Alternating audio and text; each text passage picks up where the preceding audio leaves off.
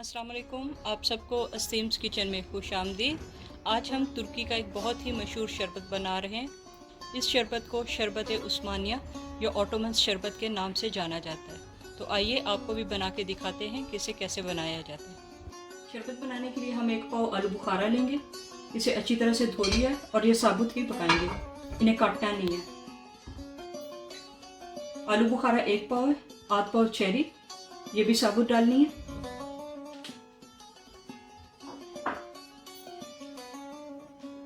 इसके अलावा ये ब्लूबेरीज, रास्पबेरीज, इन दोनों को मिक्स करके ये आध पाव बनी है।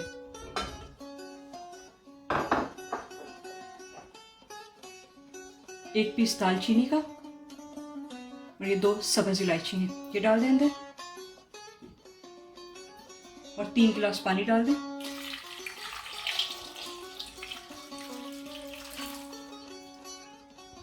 अब इन्हें पकने के लिए रख देते हैं।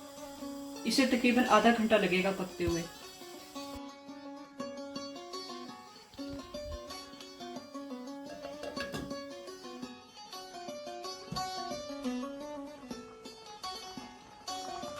फ्रूट को पकते हुए तकरीबन आधा घंटा हो गया।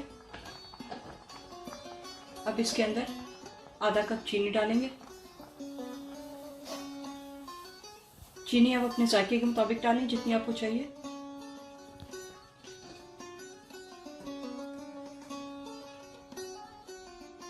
चीनी डालने के बाद तकरीबन 10 मिनट के लिए और पकाते हैं। अब एक पोटैटो मैशर के साथ हम फ्रूट को मैश करते हैं।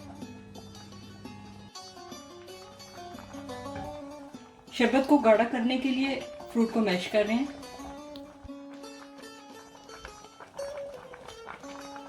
शरबत पकाने के लिए हमने इसमें 3 गिलास पानी डाला था। इसके अलावा फ्रूट का अपना पानी भी था। तो 3 गिलास पानी अब देखें ये पक के आधा रह गया। ये देख कितना गाढ़ा हो गया।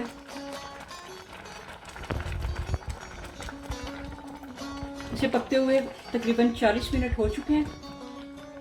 अब ये अच्छा खासा गाढ़ा हो गया, इसलिए चूल्हा बंद कर दें और ठंडा होने के लिए रख दें।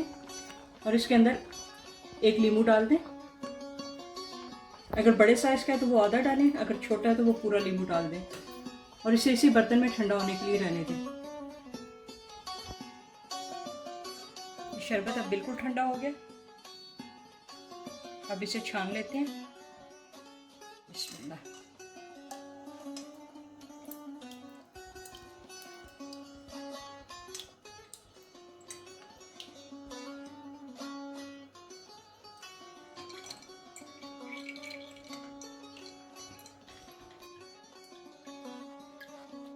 अब इसे चम्मच के साथ हिलाते हैं ताकि इसके अंदर जो भी शरबत बच गया वो भी निकल आए।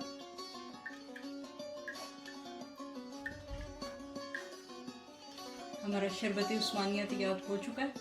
आप चाहें तो इसे किसी बोतल में डाल के फ्रिज में भी रख सकते हैं, या अगर उसी वक्त इस्तेमाल करना है तो फ़ौरन इस्तेमाल भी कर सकते हैं। शरबत पकाने के बाद मैंने इस तरह एक बोतल में डाल के फ्रिज में रख दिया था। अब उसे इस्तेमाल करने लगे। हमने जितनी मिकदार में फ्रूट लिया था उसके साथ तकरीबन 8 गिलास शरबत बन जाएगा। अब इसके अंदर बर्फ़ डालते हैं।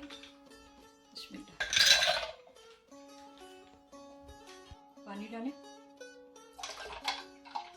और ये हमारा शरबत उस्मानिया तैयार है। आप भी बनाएं और देखें कि ये कितना फ़ायदा वाला शरबत है। उम्मीद है आपको शरबत उस्मानिया पसंद आएगा। बनाएं और बताएं कि आपको कैसा लगा।